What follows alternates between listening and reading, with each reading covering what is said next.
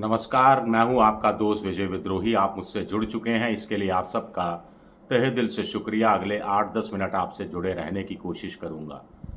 तो गुजरात में कांग्रेस ने एक बड़ा अपना अधिवेशन किया, जिससे उनकी सहयोगी पार्टी, कभी-कभी उनसे नाराज़ होने वाली पार्टी, कभी इंडिया गठबंधन के साथ रहने वाली पार्टी, कभी इंडिया गठबंधन की कमान ममता बनर्जी को सौंपने की वकालत करने वाली पार्टी शिवसेना बड़ी प्रभावित हुई है।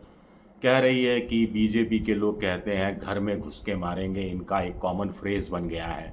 लेकिन राहुल गांधी ने भी अहमदाबाद में अधिवेशन करके बीजेपी को ललकारा। सीधे सीधे प्रधानमंत्री नरेंद्र मोदी और अमित शाह, जो कि गुजरात से आते हैं, उनको सीधे सीधे ललकारा कि अगले विधानसभा चुनाव में घुस के मारेंगे। तो ये राहुल गांधी ने अपने बब्बर शेरों का आह्वान किया है। बब्बर शेर कहा कांग्रेस के कार्यकर्ताओं को, और शिवसेना ने इसकी तारीफ भी की। दरअसल मोदी जब संसद में घुसते हैं तो पहले कई बार आवाज़ उठती थी बीजेपी की सदस्यों की तरफ से, देखो देखो कौन आया, शेर आया करके आवाज़ें उठा करती थी। और राहुल गांधी बब्बर शेर की बात कर रहे हैं।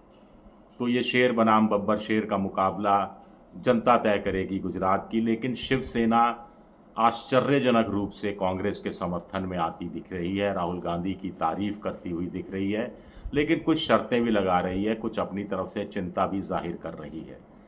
वक्फ कानून के वक्त शिवसेना पर बड़ा दबाव पड़ा था, उनको उकसाने की कोशिश बीजेपी की तरफ से, राज ठाकरे की तरफ से, एकनाथ शिंदे की तरफ से हुई थी कि अब क्या ये ठाकरे, बाला साहब ठाकरे की नीति पर चलेंगे या मुसलमानों के हित में वोट दे देंगे। लेकिन उद्धव ठाकरे ने तब वक्फ कानून का विरोध किया था। और अब कांग्रेस ने जिस ढंग से भारी अधिवेशन किया है, और मोटे तौर पर, आम तौर पर जो सर्वे भी इधर उधर के बता रहे हैं कि मुस्लिम वोटर एकजुट हुआ है, और वक्फ कानून के बाद बीजेपी जो उम्मीद कर रही थी कि रिवर्स पोलराइजेशन होगा, हिंदू वोट एकजुट होगा, वैसा होता हुआ दिख नहीं रहा है। शिवसेना की एक मजबूरी हो सकती है कि बीएमसी का चुनाव है। बीएमसी के चुनाव में हालांकि वो पहले कह चुकी है कि हम अकेले चुनाव लड़ेंगे, किसी के साथ नहीं जाएंगे।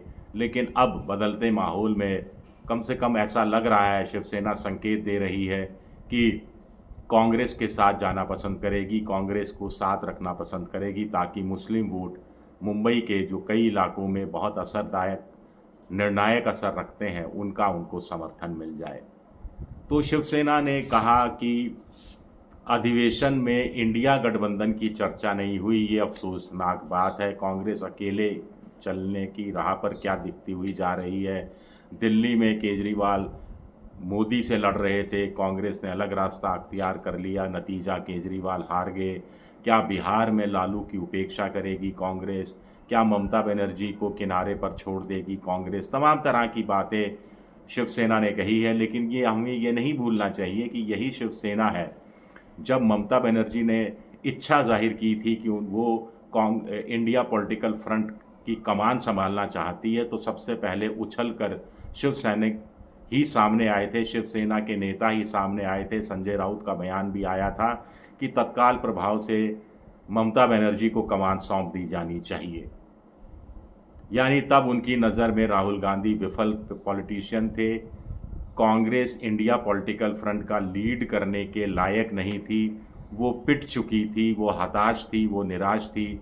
कहीं ना कहीं शिवसेना में हताशा थी कि लोकसभा चुनाव में तो अच्छा किया, लेकिन विधानसभा चुनाव में वो पिट गए। कांग्रेस हरियाणा में पिट गई, महाराष्ट्र में पिट गई, झारखंड में झारखंड मुक्ति मोर्चा मोटे तौर पर जीता, जम्मू कश्मीर में नेशनल कॉन्फ्रेंस मोटे तौर पर जीती, और जम्मू का जो हिंदू आबादी वाला क्षेत्र है, वहाँ कांग्रेस पूरी तरह से निपट गई। तो शिवसेना की नज़र में कांग्रेस पिटी हुई पार्टी थी। अब उसी शिवसेना की नज़र में कांग्रेस ही इंडिया पॉलिटिकल फ्रंट की कमान संभाल सकती है। उस शिवसेना की नज़र में कांग्रेस को लीड करना चाहिए, आगे आकर सामने आने बड़ी भूमिका निभानी चाहिए, बड़े भाई की भूमिका में आना चाहिए, बड़ा दिल दिखाना चाहिए। शिवसेना ने इसके साथ ही साथ राहुल गांधी की उन बातों में सुर मिलाया जिसमें राहुल गांधी ने मोदी की चुप्पी की आलोचना की थी। 56 इंच का सीना अब कहाँ गया, सिकुड़ गया क्या? टैरिफ वाले मामले में, ट्रंप वाले मामले में, इसका शिवसेना ने भी समर्थन किया है। सामना में छपे अपने संपादकीय में उन्होंने भी कहा है कि मोदी अब कहाँ नज़र नहीं आ रहे, क्यों खामोश बैठे हैं, किस बिल में दुबक गए हैं, और बड़ी-बड़ी बातें करते थे, लेकिन अब कहीं उनका एक स्वर तक सुनाई नहीं दे रहा है। यहाँ तो शिवसेना ने साथ दिया कांग्रेस का और मोदी की, अमित शाह की, बीजेपी की आलोचना करने का में कोई कोर कसर नहीं छोड़ी। लेकिन जहाँ तक राहुल गांधी के नेतृत्व की बात है, कांग्रेस में राहुल गांधी का नेतृत्व स्वीकार कर लिया गया है। कांग्रेस के बाहर राहुल गांधी का नेतृत्व अभी तक स्वीकारा नहीं गया है। कभी ममता बनर्जी को ऐतराज़ हो जाता है, कभी हमने साफ तौर पर देखा कैसे अरविंद केजरीवाल का व्यवहार रहा था कि दिल्ली में वो अकेले लड़ेंगे। हरियाणा में अपनी तरफ से कांग्रेस ने, राहुल गांधी ने मौका दिया था, अपनी तरफ से इच्छा जाहिर की थी कि वो चाहते हैं कि कांग्रेस आम आदमी पार्टी के साथ मिलकर चुनाव लड़े, लेकिन तब मामला कुछ बन नहीं पाया था, वो कहानी अलग है। लेकिन अब शिवसेना को भी लगता है कि इंडिया पॉलिटिकल फ्रंट का नेतृत्व कांग्रेस ही कर सकती है, कांग्रेस ही सभी पार्टियों को एक सूत्र में बांध कर रख सकती है। अब शिवसेना ने जैसे कहा कि आप गुजरात में अधिवेशन कर रहे हैं, गुजरात में आप बीजेपी को जड़ से उखाड़ना चाहते हैं, अमर बेल की तरह बीजेपी होती जा रही थी और होती जा रही है, और उसकी जो मेन जड़ है वो गुजरात में है। जब तक वो जड़ गुजरात से उखड़ेगी नहीं, यानी गुजरात में जब तक बीजेपी हारेगी नहीं, तब तक केंद्र में मोदी और अमित शाह को हराना मुश्किल होगा।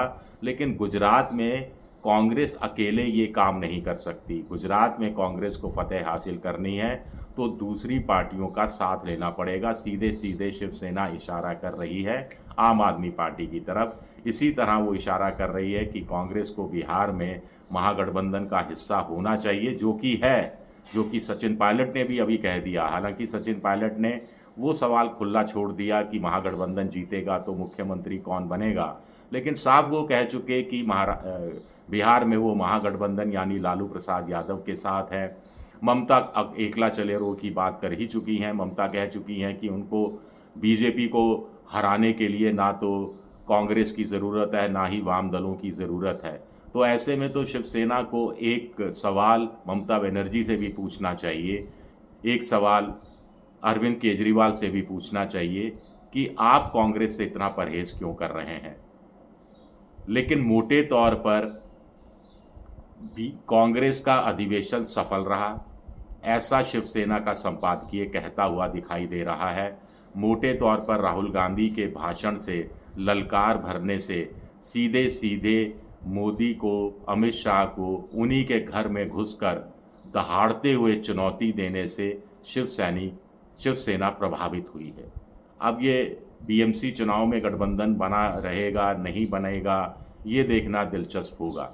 शुक्रिया मेरा ये वीडियो देखने के लिए। पसंद आए तो लाइक कीजिए, सब्सक्राइब कीजिए, शेयर कीजिए।